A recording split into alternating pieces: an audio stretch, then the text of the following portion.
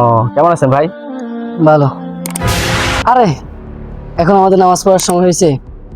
এখন আমরা ঘুরবো ফিরবো, চিল করব, মজা করব, নামাজ আরো পড়বো। আমি এতদিন খারাপ পথে ছিলাম, এখন আমি চাইতেছি এই গুনার পথ থেকে বাঁচার জন্য। হ্যাঁ, আমি আপনাকে এই পথ থেকে বের হওয়ার একটা উপায় বের করতে পারবো, তবে আমার একটা শর্ত আছে।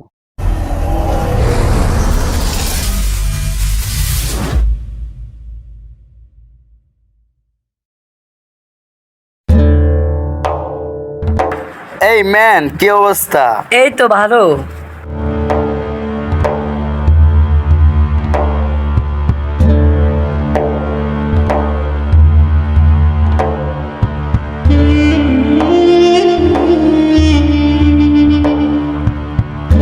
আসসালামু আলাইকুম হুজুর। ওয়ালাইকুম আসসালাম। কেমন আছেন ভাই আপনি? আলহামদুলিল্লাহ ভালো। হুজুর, আপনার কি অবস্থা? আলহামদুলিল্লাহ ভালো। আপনারা অনেক দিন কিন্তু দেখতেছি না ভাই, কোথায় ছিলেন এতদিন? আমি একটু কাজে ব্যস্ত ছিলাম, তাই আসা যাওয়া হয়নি দিকে। হুজুর, আপনি ভালো আছেন তো? আলহামদুলিল্লাহ। কি আপনার সাথে?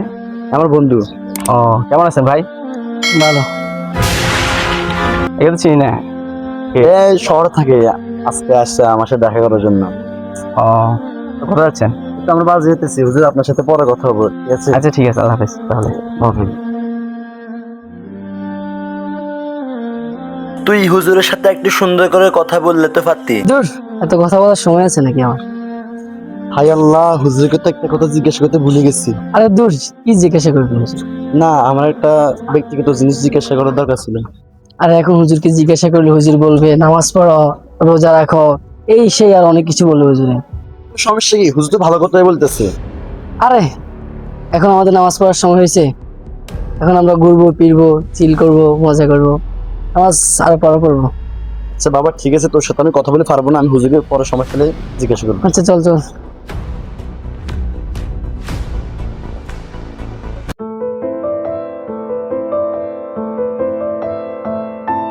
সালাম আলাইকুম ভাই, কেমন আছেন? ওয়ালাইকুম সালাম। কি অবস্থা হুজুর, ভালো আছেন? এই তো আলহামদুলিল্লাহ ভালো।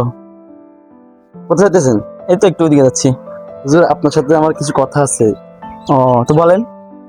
আচ্ছা, আমরা এক জায়গায় বসে তাহলে কথাটা বলি। আচ্ছা চলেন।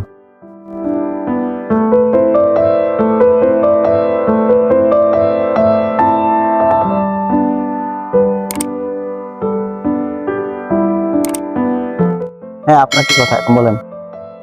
কিভাবে বলবো বুঝতেছি না। সমস্যা নাই, আপনি বলেন, আমি সব কথা শুনতে রাজি আছি। আচ্ছা তাহলে বলি, আমি এতদিন খারাপ পথে ছিলাম, খারাপ বন্ধুদের সাথে আড্ডা দিয়েছি, অনেক মেয়েদেরকে প্রিজিং করেছি, অনেক গুনাহ করে ফেলেছি।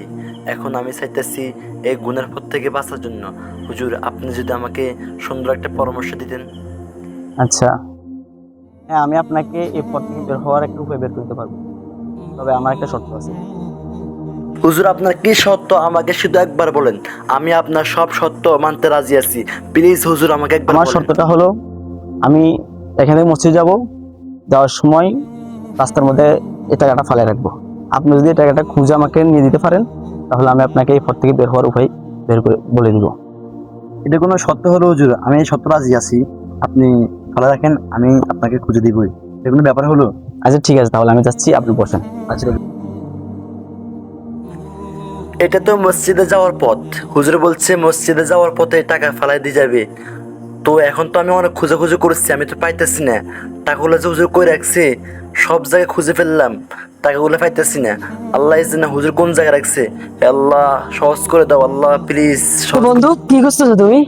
আরে বন্ধু, বলিস না, আমি তো হুজুরকে আমার ওই কথাটা জিজ্ঞাসা করতে গিয়ে একটা বিপদে পড়ে গেছি। হুজুর আমাকে সত্য দিচ্ছে, এখন আমি, হুজুর বলছে যে মসজিদ যাওয়ার পথে টাকা রেখে যাবে, আমাকে টাকাগুলো খোঁজার জন্য বলছে। আর তোরা বারবার নিষেধ করছি যে হুজুর কাছে না যাইতে। আরে বন্ধু প্লিজ, আমাকে একটু হেল্প করিস না, না না না, আমি পারবো না। প্লিজ হেল্প কর। না না, আমার দ্বারা এগুলো সম্ভব না। আচ্ছা ঠিক আছে, আমার কাছে আমি করি। হুজুর যে টাকাগুলো কই রাখছে আল্লাহ জানে।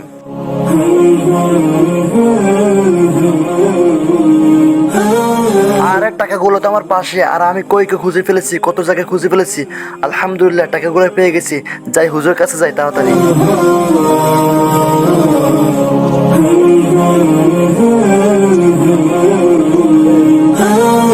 হুজুর, দাঁড়াও, একটু আসতেছি।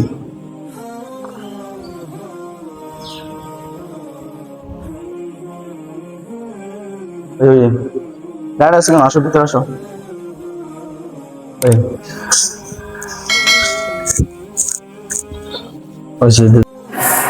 হুজুর, আমি আপনার শর্ত অনুযায়ী টাকাগুলো পেয়েছি। আপনি আমাকে যে শর্ত দিয়েছেন, আমি অনেক কষ্ট করে খুঁজে টাকাগুলো পেয়েছি। এখন আপনি আমাকে বলেন, আমি কিভাবে এই বিনা পথ থেকে বের হবো? তুমি একটু ওয়েট করো, আমি একটু আসতেছি।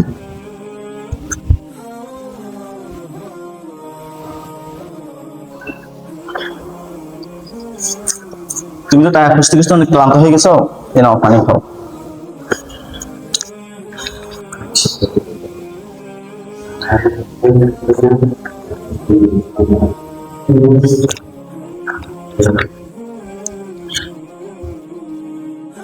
যে পানি খাওয়ার পর এখন আপনার থেকে কেমন লাগতেছে? আলহামদুলিল্লাহ, ভালো লাগতেছে। আপনি তো অনেক খোঁজাখুঁজির পরে অনেক কষ্ট করে টাকাটা পেয়েছেন। এখন বলেন তো আপনার ফাঁস দিয়ে কয়টা গাড়ি গেছে, কয়জন মানুষ গেছে বলতে পারবেন? না হুজুর, আমি তো সেটা বলতে পারবো না, আমি তো টাকা খোঁজা নিয়ে ব্যস্ত ছিলাম। এটাই হচ্ছে আপনার প্রশ্নের উত্তর। মানুষ যখন কোনো কাজের মধ্যে ব্যস্ত হয়ে যায়, তখন তার ফাঁস দিয়ে কি গেল না গেল সে দেখার সময় থাকে না। ঠিক যেমন আপনি এই যে টাকাটা খুঁজছেন, তখন আপনার ফাঁস দিয়ে কি গেল না গেল আপনি বলতে পারতেছেন না।